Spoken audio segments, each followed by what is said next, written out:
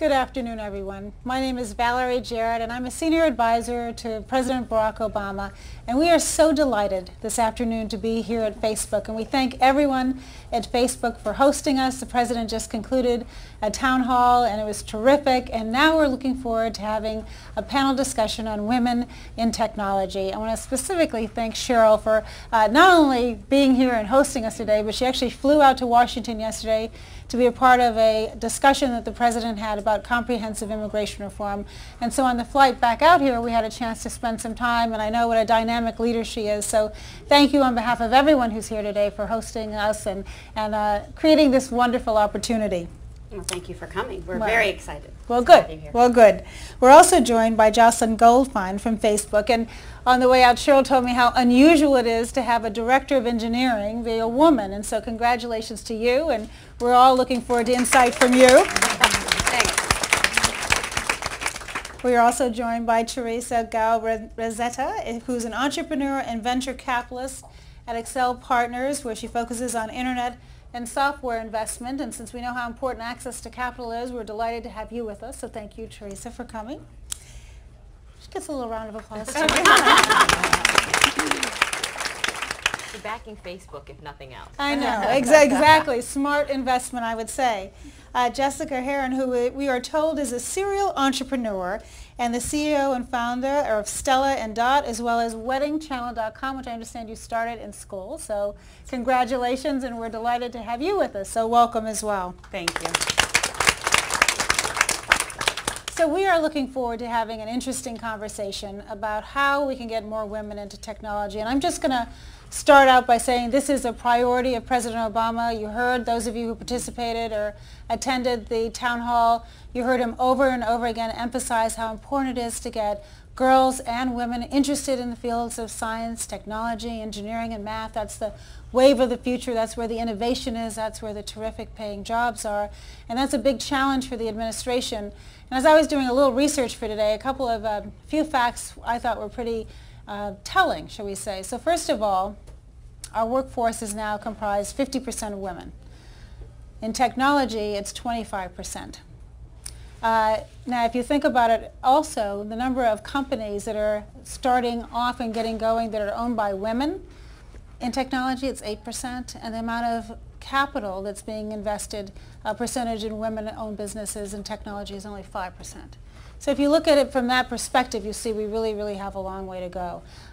So we're doing a variety of things in the administration. What we're hoping to do in the course of this panel is to engage in a conversation. We're going to be I'm going to do some questions that have been posted on Facebook.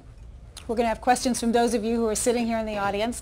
And for those of you who are listening, we are so delighted to have people who are on Facebook and who are going to participate. We'll also have some live questions coming from you. So we're going to manage to do all of that in the course of our time together, and I'm going to keep things going pretty quickly. So let me focus for a second still on what the administration is doing. We have an initiative that is being led by Ursula Burns, who's the CEO of Xerox, who's a wonderful role model, I think, for women and girls. And she's focusing on a project called Change the Equation. And it's a not-for-profit entity that's raising money to focus on over 100 communities where they're going to go into our high schools and try to get girls interested in these fields, because what we're finding, and Cheryl and I also talked about this on the plane, research is showing that at a very early age, as early as 8th grade, girls go on a different path. And so what we want to be able to do is excite them and get them to think it's cool again, as the President said in the town hall. There's money in the President's budget to set up centers around the country, women business centers, to help women entrepreneurs get going, provide them the access to capital. We have a wonderful small business administration that's working on staffing these centers and providing, again, much needed early capital to help women-owned businesses get going. And then we're just investing in STEM education. The President at the town hall mentioned how important it is at a time when we're trying to be fiscally responsible to still continue to invest in education and innovation, because that's the wave of the future. So I'm going to pause with what we're doing and get started a little bit on the questions for all of you that we have here. And I'm hoping that this is my first time, which shows you how technology has been known to escape me, but I've been told that if I just press these buttons, I'm going to be able to do this. And it worked. It worked. So I'm just so happy it worked. I cannot tell you how happy it worked. So my first question is from Amy in Knoxville. And it's a question for all of the panelists, and so I'm going to give you all a chance to jump in. And that is, do you think that making the workplace more flexible for women, like flex time opportunity, can help make it possible for more women to stay in their jobs? The reason why I started with this question, we had a forum in the White House about a year ago on workplace flexibility generally, and how really it actually leads to greater productivity. But I'm curious about what you guys think specifically within the technology arena. So let's start with you, Cheryl, since you're our host. So I think the issue is flexibility for parents and both people, both men and women. The number one thing that will help more women stay in the workforce is actually a greater gender balance at home. So in a lot of ways, we've made more progress in our workplace than we have in our home. In the home, if a heterosexual couple both work full-time, the woman will do 2 times the amount of housework and 3 times the amount of childcare that the husband does. And so, basically, he has 1 job and she has 2 or 3. And so I think the answer for all of our companies is to make flex time available for people of both genders, so that people of both genders have the opportunity to contribute fully in the home and at work. What do you think? Absolutely. I mean, it's critical. There's so many talented women that are sidelined because they actually choose to want to spend more time raising kids when they get into their 30s, and they look at rigid options of either stopping out and sitting on the sidelines, and then they find it challenging to get on the same track with momentum when they want to re-enter a few years later. But if you could keep them in by being more flexible, because until you get all the way there with gender equality in the home, which is going to be a long road, you still need to acknowledge that women right now today have amazing brains and have a lot to contribute, and if you can be more flexible, which technology is a huge enabler of, then you can keep them and you can bend, and it's worth it to do that as a company. Thank you. Teresa? So I agree with both of those points, and following up on the technology piece, I think one of the things that I've seen Silicon Valley do really well and my startups do really well is use things like technology to make flex time more possible both for men and women. So for example, one of my companies happens to be led by a female CEO. She has a workforce which is incredibly geographically dispersed, probably because 30% of them are PhDs in math, science, and computer science. So they use video conferencing through Skype all the time, and that saves a lot in terms of both travel, where that time can be used more productively. The other thing is, if people need to leave work early because they want to have the flexibility to be at home with their kids, I found that both male and female CEOs, if you're trying to keep a superstar, they will make that decision every time. And the other thing I found is, as you give more, you get more. So you say, great, you want to stay in the workforce, you've had your 3rd child, you can go home early twice a week.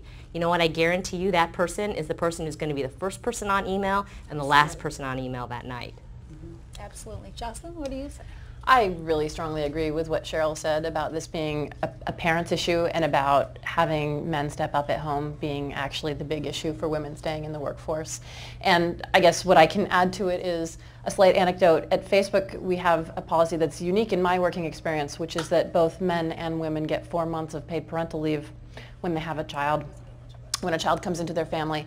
And at least in my part of the organization, in engineering, the men take it. They actually have better parental leaves a lot of the time than their wives do. And so we routinely work around the fact that a guy is going to be gone on paternity leave for a month or 2 months or more. And I can't imagine what a difference that's making for their wives at home. And I know that's helping at least their wives stay in the workforce. Thank you. Now, if we can keep women in the workforce, and the next challenge is, of course, making sure that they reach leadership levels. And Cheryl, tell us a little bit about how women are doing in technology and leadership roles. Obviously, you're a role model. Jocelyn's a role model. Give us an assessment of the industry from your vantage point. So there's a lot of good news and there's some challenges. The good news is that more women are entering the workforce in large numbers, The bad news is that both in the business world and actually every industry, women are not actually still making it to the top. So women became more than 50% of the college degrees in the United States in 1981, so it's been quite a long time. And we're basically stagnating at like about 15% of the top jobs in every industry. And those numbers have not moved up in the last 8 years. So for a while they were moving up. In technology, women have about 22% of the jobs, but of engineering managers, it's 6%. And so the really big issue is not just getting them into the workforce, but getting them to stay in and get all the way to the top. In technology, we have a funnel problem as well, which is that as a percentage of computer science students, women as a percentage are dropping. The high was hit in something like 1985 or 1987 of 37%. The percentage today of women in computer science is down to 18%. And so, you know, we believe, obviously, in technology, that technology is really important for the future. And a lot of the great leaders, not just of technology companies, but of almost every company, will have to have technical backgrounds. And so doing what we can to get our young girls, because they fall behind really early, interested in math, science, and into technology, you know, we think is not just vital for women, but is really important for economic growth in this country. Absolutely, absolutely. Well, that's actually a perfect segue to my question to Jocelyn. How'd you do it? You know, when did your interest spark, and how did you manage to get where you are? What's your story? I don't think I did anything terribly special, but you know, that seems to be a common thread with a lot of the women engineers I work with. Some patterns I think I've observed. We always had computers in the house. My dad was a computer scientist and was technical, and so that was always around.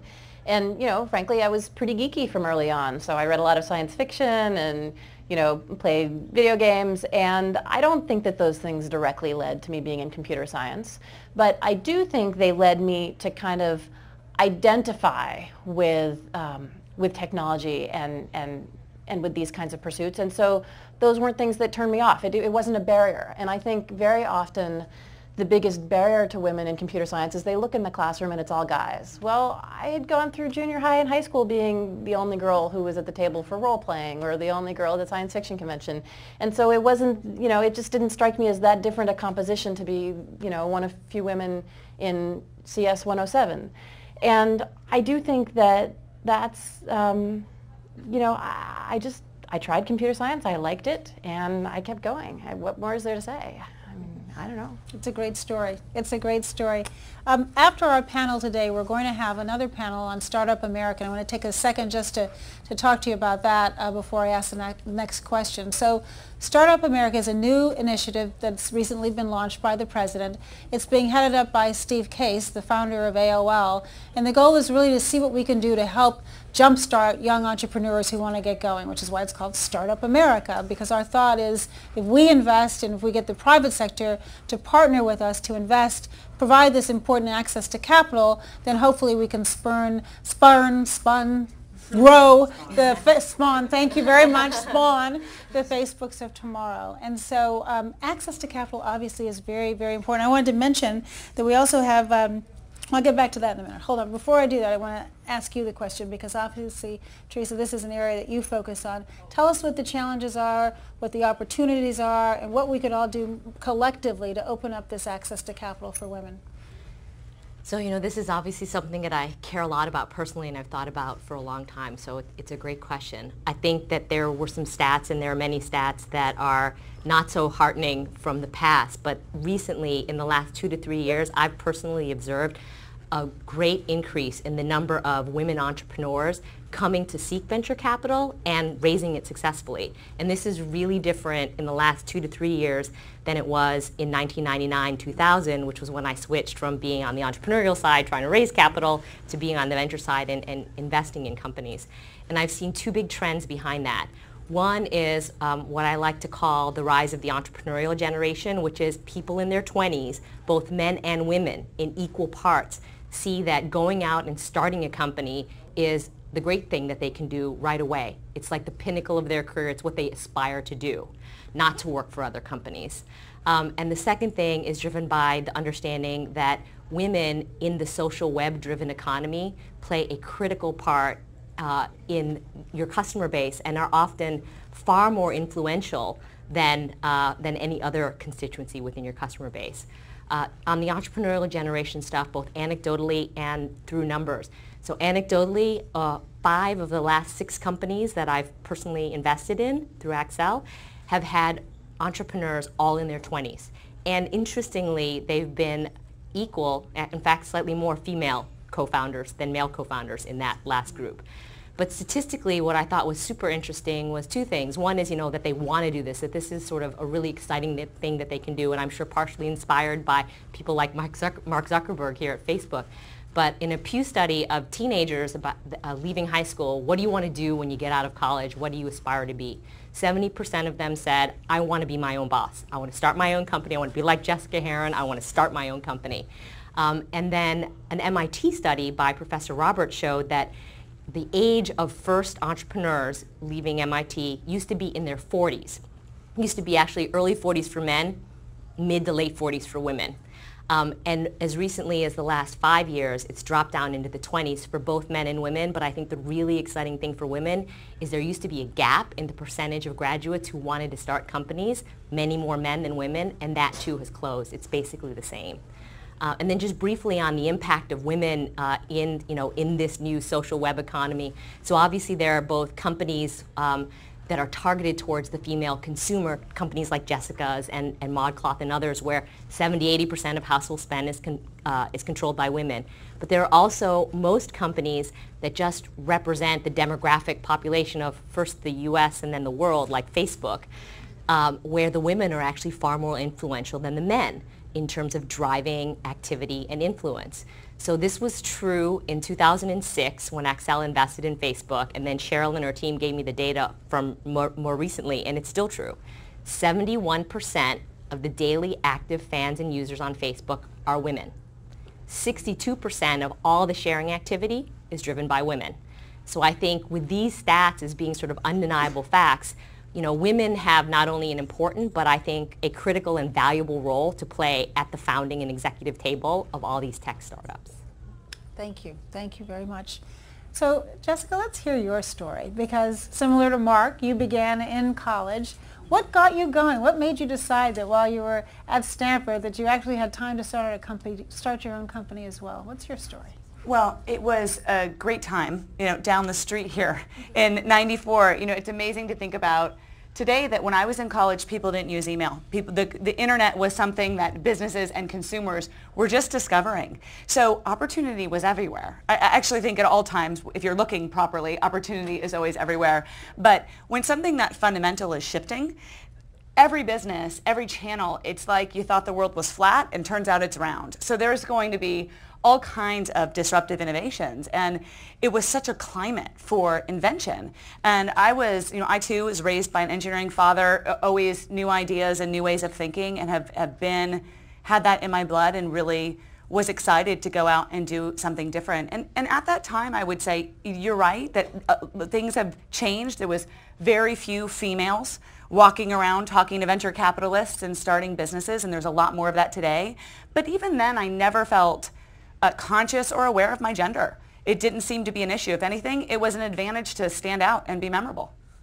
But go a little bit further, because I went to Stanford just a few years before you did, 20 to be specific. How did you make time for it? How did you focus on your studies and also focus on your business? Well, that was a questionable focus on my studies. And I was in business school at the time, actually, and I dropped out after my first year to get funding from Kleiner Perkins and start and co-found what would become Wedding Channel. And I just at that time had the conviction, as my father said to me, getting into Stanford Business School, that's good, but dropping out, that's a proud moment. Yeah, so I didn't quite do both at the same time.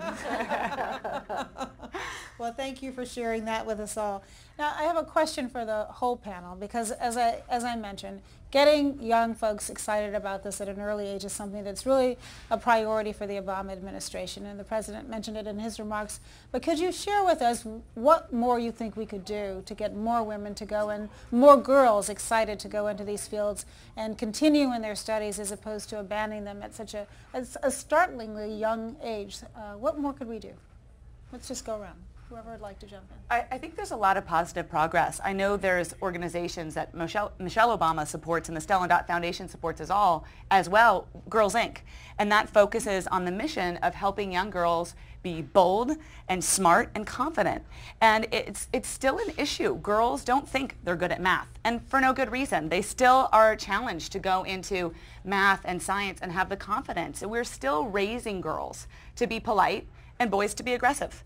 And I think coming out with that message, just like with math and science, that being smart is cool and feminine and pursuing math and science, and that doing the things that it takes to be a successful entrepreneur, which is about being tenacious and aggressive, is something that women should and can do. And we have to celebrate that and support organizations and get involved and spread that message.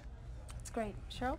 Yeah, I think that's really important. I also think what the White House, what President Obama is doing on strengthening math and science education overall is really important.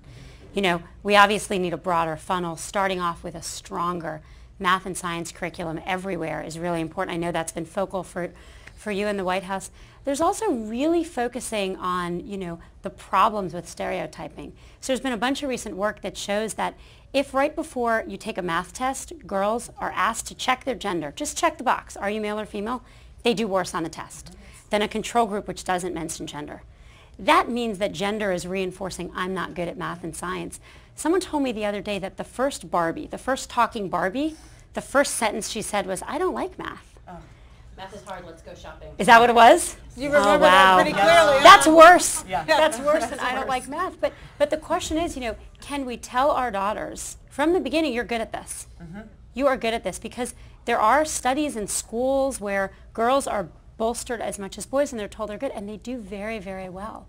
And so how do we, you know, on purpose, very methodically, build up the confidence our girls have that they're good at this? And reinforce it. Did you want to? Well, I think it's not even, it's also setting the expectation. I'm raising 2 daughters, and my husband and I talk about, you know, we don't expect our daughters to be Euclid, but at the same time, we have high expectations on you absolutely can do this if you work hard. So it's not about whether or not you have a natural aptitude for math or sciences, is that this is what it takes to be knowledgeable and a productive citizen and continue, and that you must master this. And it's not okay to think that math isn't as important as reading and you have to pursue it. Absolutely. Jocelyn? I'm also raising 2 daughters. They're 3 and 6, so they're too young to think that they're not good at math yet. My 6-year-old's working on, you know, on addition. The 3-year-old's working on counting. They're both doing great. But what they are not too young for is already to have the notion that they want to behave like girls, and that some things are for girls and some things are for boys. And I was amazed. I was shocked and bewildered to discover how young this starts, that my 2-year-old would start clamoring for pink clothes. There's no DNA for the color pink. That happens because they look around and they see all the other girls wearing pink. And so I do think that it's what starts very, very early, and I think what is an extremely powerful force with young girls is a desire to identify with being female and to do the things that are coded female, and even more so to avoid things that are coded male. And there are so few things that manage to kind of slide through in that unisex category, that very narrow, you know, yellow and green band.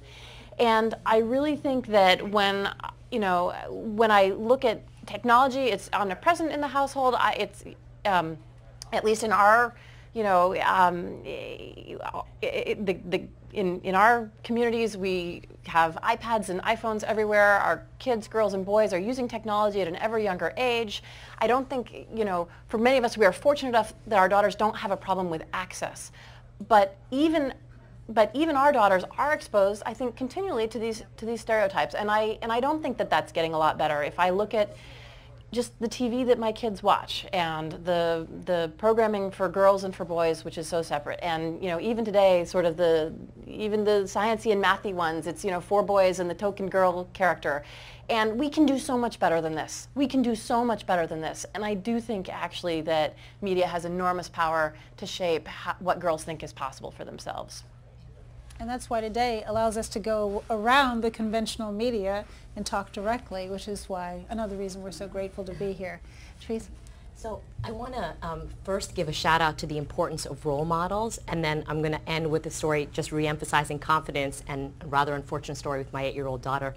But on the role models, which, you know, I think you heard both from Jocelyn and from Jessica, how important that was for them to be excited and want to feel like, you know, they can be in technology, they can do whatever they want. I'm in the business side now, but I actually am an engineering major from undergrad, and when we were the side of women engineers, we're trying to look at why was the dropout rate 2x for women versus the men in our cohort. And interestingly, not surprising to me, but interestingly, we looked at it and we said, well, how did their grades fare for the women who dropped out versus the men who dropped out? Turns out the women who dropped out actually had higher grades than the men who dropped out of engineering. So it wasn't that. It was actually very much this issue of role models and not understanding what it was they were going to be able to do, the cool things that they could create when you're stuck there in your core class learning about inorganic chemistry and electromagnetic field theory. Like, why am I doing this? And so all of the women who dropped out had not a single close role model in their family or in their friends who was an engineer or a scientist. So they didn't understand, the wonderful, amazing things, hey, I could be Jocelyn. I could be managing and creating the algorithms for what the Facebook newsfeed is. That's cool. I think my daughter would love that. And all of the men who stayed with it all had a very close family friend or relative who was in the field. And that was the #1 single cause for why people stayed versus why they left, and the gender difference. So with that as the backdrop, so my daughter who's 8, so unfortunately I have no idea where this came from. She was playing this math computer game where you compete with other unknown students to do math problems and see who wins.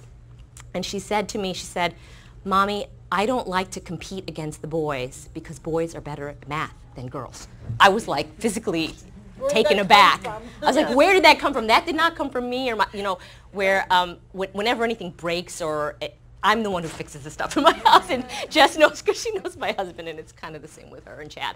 Anyway, so I'm like, where is this coming from? She's not seeing this stereotype in our house. So, but it's all about the building the confidence. I said, you know what? How about this? Why don't you just practice more on your own before you compete? See how good you can, get the highest scores you can. Then go out there and pick, doesn't matter if it's a boy or girl name, go pick somebody else who's got a slightly higher score than you and play against them, because that's how you get better at everything, right? That's how you get better at soccer. That's how you get better at math. And sure enough, she did that, and happy ending, which is, now she doesn't even look at what the names are, and she just tries to shoot for people who have, 5 or 10 points higher than her score, and she's so excited that she can beat boys too. Well, that's a good story, and it's actually a good segue into, we're going to go back to the questions that are being posted on Facebook, and this is one from Kelly in Madison, Wisconsin. Kelly, I hope you're watching because we're reading your question, and it's for you, Jocelyn, because we're talking about women as role models for other women, and the question that she has for you is, as a fellow engineer, she says, I'm sometimes discouraged by the lack of female peers and mentors. How have you coped with this over your career? I guess I've been fortunate that I have had great peers and mentors of both genders throughout my career. I'd say actually probably my best mentor ever was a man. He was close in age, and he was my, second or third boss right out of, but it was when I was still a couple of years out of school, and we had a fantastic relationship where we could give each other untrammeled feedback, and I think we both grew a lot as people because of that. So I don't think it's necessarily about that your peers and mentors have to be women so much as that there are people who believe in you and who inspire you with the self-confidence to know that you can do more. That said, I've also been fortunate to work for a lot of companies that have amazing women leaders. The first company I worked for out of school, PCOrder.com, was helmed by a female president, Christy Jones. And I worked for many years at a company, VMware, that had a female CEO. And now, of course, at Facebook, we have Cheryl in the C-suite. So I think, they're there. It doesn't take a lot. And, I think the key is to just build great relationships, great connections with people who believe in you, no matter what their gender is. One more, and then we're going to go to the audience here, or also some live questions that are coming in, too. This one's from Jessica in San Francisco, and she says that there have been angel groups popping up lately that focus on supporting companies led by women. So, Teresa, do you think that this is a good way to help female entrepreneurs, and does it actually work? I think it is a good way. I think there are many other things that we've already talked about in the panel, so it's the aggregation of the network effect of all of those things. So there are some really great groups about that. Things like Golden Seeds, which has 180 women who are current and former executives and entrepreneurs who are funding with their own money $22 million for 36 different startups, which is terrific. But I think really what that speaks to is the idea that if you can get more women to want to start companies, then these women become successful. They invest in other companies in their space, both male and female started companies. But that increases the access to capital and increases the connections to venture, and where you can get even larger capital. because really it's no different than when you think about you're hiring people. You all hire people all the time. If someone refers somebody to you that you trust that person, if Jessica refers somebody to me, that's going to have more impact on the likelihood that you're going to meet with that person and hire that person. It's the same when you're trying to raise capital. So creating these networks of women, whether it's specifically around funding or other networks, Cheryl's done a fabulous job with creating Women of Silicon Valley out here, which is really kind of bringing together both peers and people who are kind of the up-and-coming rising stars to sort of have role models and see that you can really be successful. I think those are the things that really kind of drive things. And then there's pure old-fashioned networking. Like, I've known Jessica for a long time, and I introduced Jessica to Cheryl last year, and now we're all on a panel together. Absolutely. All right, let's get the audience involved here. Questions from the audience? We have a microphone. We'll bring it to you. Oh, come on, you guys. You have to get involved in this as well. Okay. Oh, here you go. Yes, Hi. thank you. Introduce yourself to us, please. Hi, I'm Gloria Lau. I just joined 2 weeks ago as a technical program manager here. I wanted some advice from all of you about how to propel our careers into the executive level. I was a senior director at NVIDIA before I came here of engineering, and breaking that VP barrier was just so hard. And I just want some advice from all of you. Great. Jocelyn, you want to start?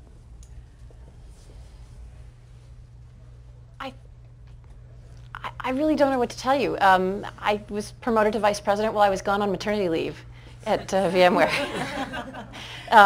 So actually, I also got a promotion when I was gone on maternity leave with my first child. So my husband and I joked that if I just kept having babies, I would eventually be chairman of the board, and so it goes.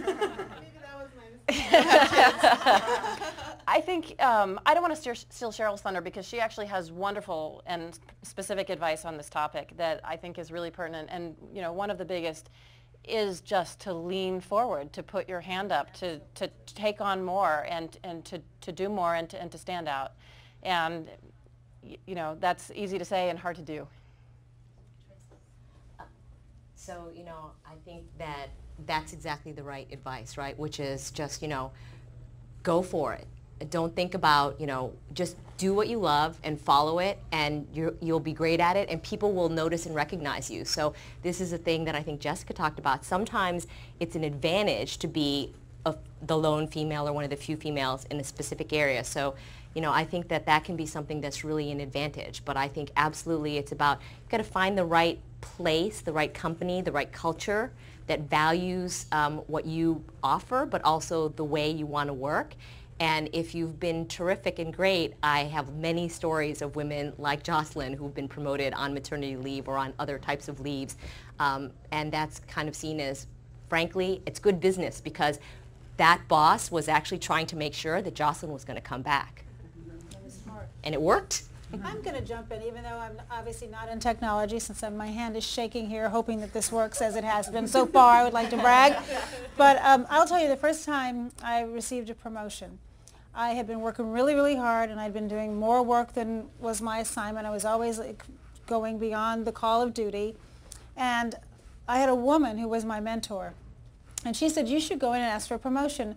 And my initial reaction was, well, my boss should see how hard I'm working, right? So he should just give me a promotion. And I was a little grumpy that he didn't seem to recognize that I was worthy. And I thought it would be totally inappropriate to go in and promote myself. And she said, go and ask. The worst thing that he's going to do is tell you no. So I went into my boss and I gave him this long explanation for why I thought I deserved a promotion. And he was kind of half listening to me. And at the end, he said, well, okay. And, I was shocked. But the point is, even if he hadn't said okay, what was wrong with the exercise? And I think women hold back. I think women sit around waiting to be recognized, waiting to be promoted, and you can't, because men don't shy away. If they think that they're deserving, and even if they don't think they're deserving, they're not shy about asking. And if you are following your passion, you're doing what excites you, you're doing a great job, just because your boss doesn't think to recognize you, recognize yourself. Sure. Yeah, I agree with everything that's been said. I think really the challenge for women is about owning success and really believing it. So the data is really clear on this. If men do something well and you ask them why, they attribute it to themselves, their own skills, which is, no, it's good. I mean, it's also, hey, I'm awesome. Why would you ask? Such a silly question. But if women do something well and you ask them about their success, they attribute it to either working hard or external factors. I got lucky, my friend helped me, I worked really hard. And that's both fine, and both of those are appropriate. The problem is, often in order to contribute more, you have to believe you're going to contribute more. And if as a man you believe you can contribute more, and as a woman you think you need to get lucky, you're less likely to raise your hand. And so I think one of the main things women need to do is really try, even if you don't quite feel it, to fake it, to like own your success and believe that when the next problem is there to be solved, you can solve it. And that's, I think, something that we have to work on for ourselves and our female colleagues and for our daughters. Absolutely. Yeah, I completely agree. Getting ahead isn't a gender issue, but it may be traits that leaders need to be promoted in order to lead and manage and motivate a team and make decisions on a larger scale.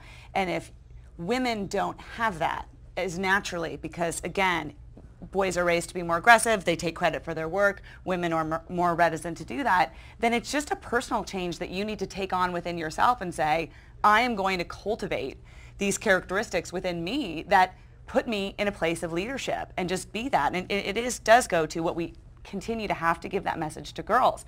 And I don't say to my daughters, don't speak unless spoken to. I tell them, if you want something, go get it. Exactly. That's exactly the message. Do we have any that are coming over live? Let's hear what you guys out in our Facebook audience are thinking. We do. It's a question from Carol Bonds from Kentucky, and I think it's very well suited because everyone on this panel has talked a lot about how at the home we're actually fostering, it sounds like most of you have daughters, how you're fostering and encouraging that growth as, as young women. But how do educators and how do these, institutions actually help women pursue mathematics and other technical fields from a scholastic standpoint? Good question. Very good. Ideas, Jocelyn? I'll tell you what, I do think that seeing women at the front of the classroom in college teaching these classes makes a big difference. And it is as small as the number of women undergraduates majoring in computer science is, 18%. The numbers in graduate school and the numbers in faculty are vanishingly small. They are single-digit percentages. And MIT has made a big effort to recruit more women into the STEM fields, has turned the tide, has brought, I think, into the sort of 30-40% territory in the last 12 years with a really concerted recruiting effort. And I think that makes an immense difference in attracting women into those classrooms. So that's an important place to start. Thank you. So I would agree. My best friend from undergrad is actually a professor at MIT, and I think that women who are the rare few in that world take it upon themselves and do wonderful things to try to encourage interest in STEM even with younger girls. So she and several other female colleagues open up their labs at MIT once a quarter to girls from middle school at various from South Boston, less equipped schools, shall we say, and bring them in just to teach them that science is fun and science is cool and you can actually do really exciting things. And this is why math and science matters. And it's really amazing to see the difference in these girls' eyes about, why this is exciting and something that I want to do, because I would love to do that someday. That's cool. That's great. That's great. Cheryl? I think one thing to add is access to computers is really important. I have a 3-year-old daughter, and if you had told me this a couple of years ago, I never would have believed it, but I let her play video games, like Angry Birds. And I do it because every woman I know who actually went into computer science played video games. I think there are a lot of fears parents have about technology. Parents worry about their kids on all kinds of things, and I think they worry more about their daughters. And so therefore they're more protective of their daughters, what their daughters do online, and I actually think that's going to hurt the girls. Not that we shouldn't be protective. I'm a parent. I'm protective. But just access to technology. Kids, every person I know who's a great computer scientist was on a computer for a lot of their day. Mark Zuckerberg will tell you his parents bought him a computer and he sat there. Jocelyn will say, I had a computer. I spent time on it. And so we have to let our kids on computers if we want them to be technical. And we have to let our daughters be there too. And we have to be equally protective of our boys and our girls in order to get to equal numbers in computer science in the classroom. Great, thanks. Jess? I think one of the things from a university perspective in our education system is really integrating industry and having people come back. You talked a lot about people can get excited about something not when it's so esoteric and theoretical, but when you can see a practical application that seems like a very cool contribution to make to the world or something that you really want to do. And so, I mean, I remember my studies in economics at Stanford, incredibly theoretical.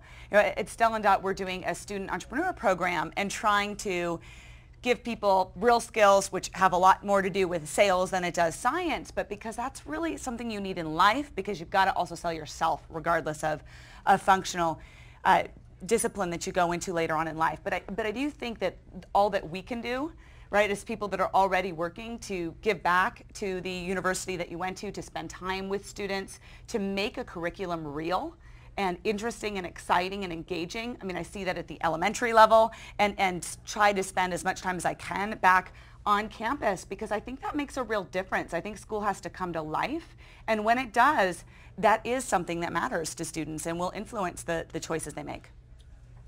To this point, a couple of weeks ago, I was at the University of Pennsylvania speaking at a colloquium of international university presidents that came in really from all over the world. And we talked about STEM. My whole speech was about STEM education and what we could do.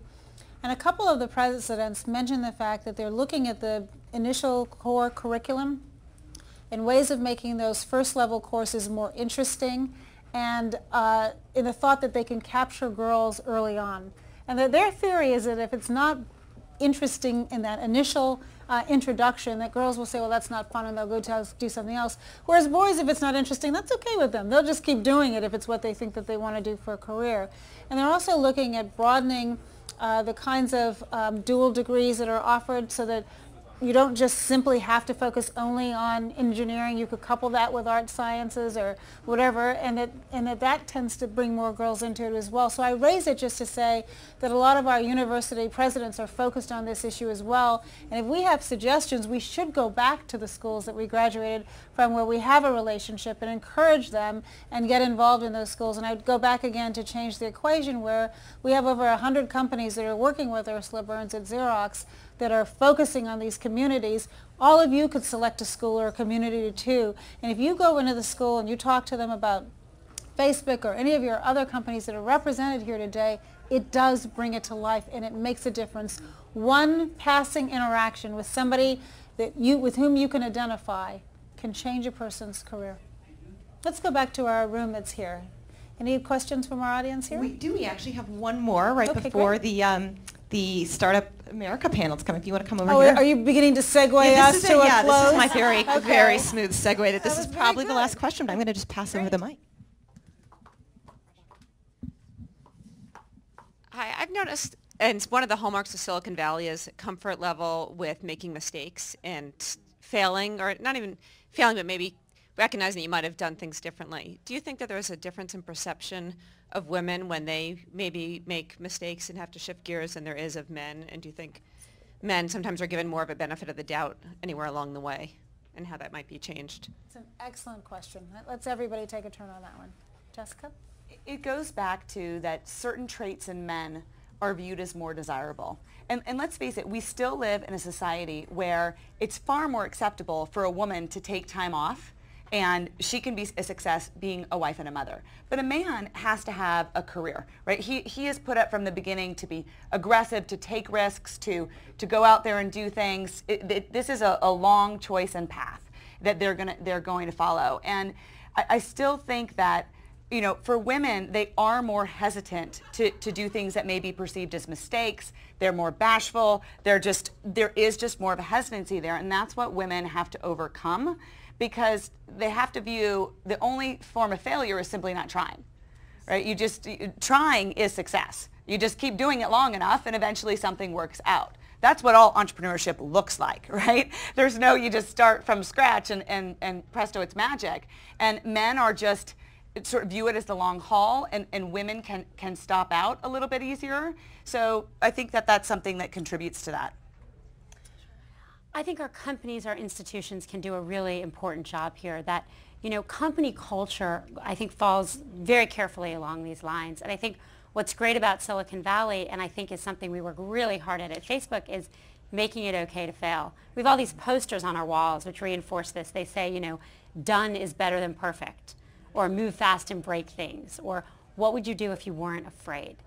And so I think if you take men or women and put them in the right environment, you can make it safe to fail. The best thing I ever saw in this is a woman named Kim Scott. I worked with her at Google. She had a team of about 100 people, and she had this big monkey she called Oops the Monkey. And every week, she had a team-wide meeting, 100 people, and people would stand up and say the biggest mistake they made that week, and whoever had the best one got Whoops the Monkey on their desk for the week.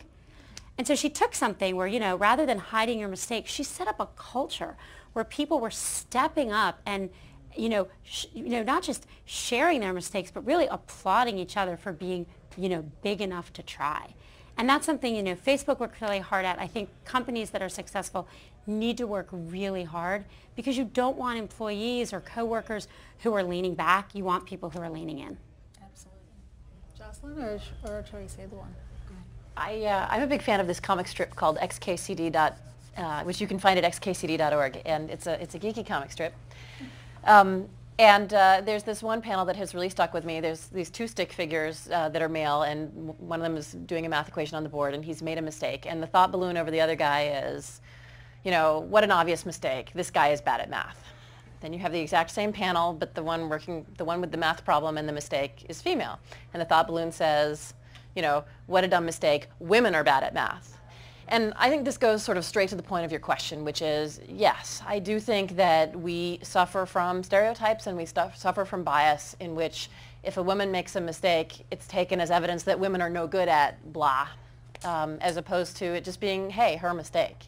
And so I do think that when we're in a field where we're a small minority, we do, I think, tend to feel self-conscious that we are representing not just ourselves, but in some ways all of womankind.